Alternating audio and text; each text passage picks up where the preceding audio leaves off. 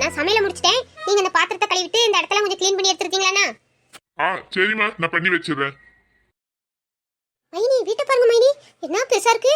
நல்ல பெரிய வீட்டில் தான் நம்ம பொண்ணு வாக்கப்பட்டு வந்திருக்கா.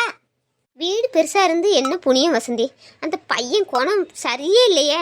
இப்படி பெரியவங்கிட்டலாம் சொல்லாமல் இப்படி வந்து தாலியை கட்டி என் பிள்ளைய கூப்பிட்டு வந்துட்டேனா, இதெல்லாம் ஒரு நல்ல படித்த பையன் செய்கிற வேலையா? ஏன்னா எனக்கு அதை நினச்சாதான் பயமாக இருக்கு வசந்தி. சரி மைனி, நம்ம வெளியே இருந்து பேசி எதையும் நமக்கு தெரியாது. உள்ளே போய் பார்ப்போம். நம்ம பொண்ணு இருக்கிறத பார்த்தாலே நமக்கு தெரிஞ்சிடும் அவங்க நம்ம பொண்ணை எப்படி வச்சிருக்காங்கன்னு. அதுக்கப்புறம் எந்த முடிவுனாலும் எடுப்போம். வேண்டாம் வேண்டாம் வசந்தி, என் பொண்ணுக்கு எதுவுமே மறுபடி நடக்கல. அப்புறம் 4 பின்ன இங்க இருந்தானா அவளை வேலைக்கறி மாதிரி அவங்களாம் நடக்க ஆரம்பிச்சிருவாங்க. நம்ம பொண்ணை கூட்டுட்டே போயிடுவோம் கையோட. இந்த பாருண்ணா, எதுவும் அவசரப்பட்டு நம்ம எடுக்காண்ட முடிவு. 2 பேருமே காதலிச்சு கல்யாணம் முடிச்சுக்கிட்டதாக தான் சொன்னாவ. ஆனா உள்ள போய் பார்த்தா தெரியும் அவ பேசுற விதங்கள்ல. அதுக்கப்புறம் நான் எந்த முடிவுனாலும் எடுக்கலாம். வானா உள்ள போவோம் மிஸ்டி. வீட்ல யாருங்க, யாராச்சும் இருக்கீங்களா?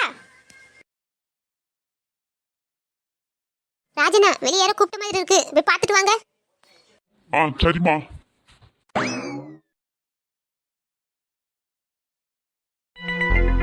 யாருமா நீங்களா? இந்த வீட்ல உள்ளவங்களை நாங்க பார்க்கணும் ஐயா. ஒரு நிமிஷம். அம்மா, உங்களை பார்க்க ஒரு 2-3 பேர் வந்திருக்காங்கம்மா. என்னது, என்ன பார்க்க வந்திருக்காங்களா? ஒருவேளை தீபாவளிக்கு வசூல் பண்ண ஆளுக்கு வந்திருப்பாங்களோ? ராஜண்ணா, அவங்கள போயிட்டு 2 நாள் கழிச்சு வர சொல்லுங்க. அப்போ தீபாவளி காசு கொடுக்கலாம். ஒரு விசேஷ நாள் வந்துடக்கூடாது. அப்படியே ஒரு நோட்டீஸை தூக்கிட்டு நன்கோடான்னு வந்துருவாங்க. இவங்க தொல்லை பெரிய தொல்லையா இருக்கு. அம்மா, நீங்களா போயிட்டு ஒரு 2 நாள் கழிச்சு வாங்கம்மா. அம்மா 2 நாள் கழிச்சு வந்தீங்கன்னா உங்களுக்கு தீபாவளிக்கு நன்கொடை எல்லாம் தருவாங்களா? அடிங்க தொடப்பக்கட்டையால யாருக்கு யார் நன்கொடை கொடுக்கறது? அவங்களுக்கு வேணா எங்கிட்ட வர சொல்லுங்க. நாங்க நிறைய நன்கொடை கொடுக்கோம். நாங்க எங்க வீட்டு பொண்ணுங்க இருக்கு, அதை பார்க்க வந்திருக்கோம். சாரிம்மா, நான் இந்த வீட்டோட வேலைக்காரன் தான். எனக்கு எதுவும் தெரியாது. நான் உள்ள போய் அம்மா கிட்ட சொல்றேன். அவங்க கிட்ட நீங்க பேசிக்கோங்க. அம்மா, அவங்களா உங்களை தான் பார்க்கணும். ஏதோ முக்கியமான விஷயம் சொன்னாங்கம்மா. சரி ராஜனா, நீங்க வேலையெல்லாம் பாருங்க, நான் போய் பாத்துக்கிறேன். என்ன எல்லாரும் வீட்டுக்குள்ள வந்துட்டாங்க?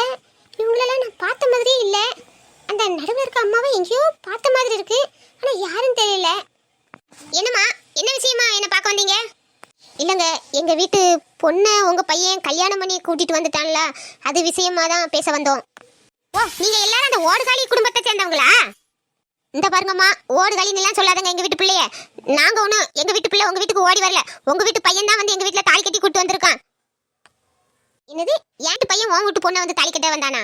ஏன் உன் வீட்டு பிள்ளைக்கு சம்மதம் இல்லாம தான் என் பையன் வந்து தாலி கட்டினானாங்க. அப்புறம் அவன் பின்னாடியே எதுக்கு வந்தா விருப்பம் இல்லாதவா? இந்த பாருங்கம்மா, உங்க கூட எல்லாம் நாங்க சண்டை போடுறதுக்கு வரல. ஏதோ தெரியாம நடந்துச்சு, என்ன ஏதுன்னு விசாரிச்சு எங்க வீட்டு பொண்ணை கூட்டு போறதுக்கு தான் நாங்க வந்திருக்கோம். இதே பொழப்பா வச்சிருப்பீங்க போல இருக்க. பிள்ளையும் நைசா கல்யாணம் கட்டி அனுப்பிவிட்டுட்டு பின்னாடியே வந்து சமாதானம் பேசுற மாதிரி வந்து நிக்கிறது, இதே வேலையா இருக்குமோ உங்களுக்கு? இந்த பாருங்கம்மா, நாங்க ஏதோ பிள்ளைய பெத்துட்டோன்னு அமைதியா நின்றுகிட்டு இருக்கோம். அதுக்காக நீங்க வாய்க்கு வந்த மாதிரிலாம் பேசாதங்க. நான் ஏதோ தெரியாம கோவத்துல என் பிள்ளைய விசாரிக்காம அனுப்பிவிட்டுட்டேன். அதுதான் நான் பண்ண பெரிய தப்பு. இப்போ என் பிள்ளைய கூப்பிடுங்க, நான் என்ன ஏதுன்னு பார்த்து என் பிள்ளைய கூட்டிட்டு போறோம். ஐயே, என்ன நடிப்பு! நல்ல பெரிய இடத்து பையனோட பிள்ளைய அனுப்பிவிட்டுட்டு பின்னாடி வந்து அப்படியே நடிச்சுக்கிட்டு நிக்கிறீங்க, ஒன்னும் தெரியாத மாதிரி.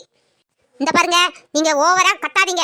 எங்க வீட்டு பிள்ளை உங்க பையனை விரும்பி கல்யாணம் பண்ணிட்டு வந்திருக்குன்னு ஒரே காரணத்தால தான் நாங்க அமைதியா இருந்துகிட்டு இருக்கோம். அப்புறம் எங்களுக்கும் கோவம் வந்துச்சுன்னா பேச தெரியும். அப்புறம் அது கை கலப்புல முடிஞ்சிடும், பார்த்து இருந்துக்கிடுங்க. எங்க உங்க கோவத்தை காமிங்க பாப்போம். திங்கிறதுக்கு வழி இல்லாட்டினால ரோசத்துக்கு குறைச்சலே கிடையாது. ராஜனா, நான் சமையல முடிச்சிட்டேன். நீங்க இந்த பாத்திரத்தை கழுவிட்டு இந்த இடத்துல கொஞ்சம் க்ளீன் பண்ணி எடுத்துருக்கீங்களாண்ணா?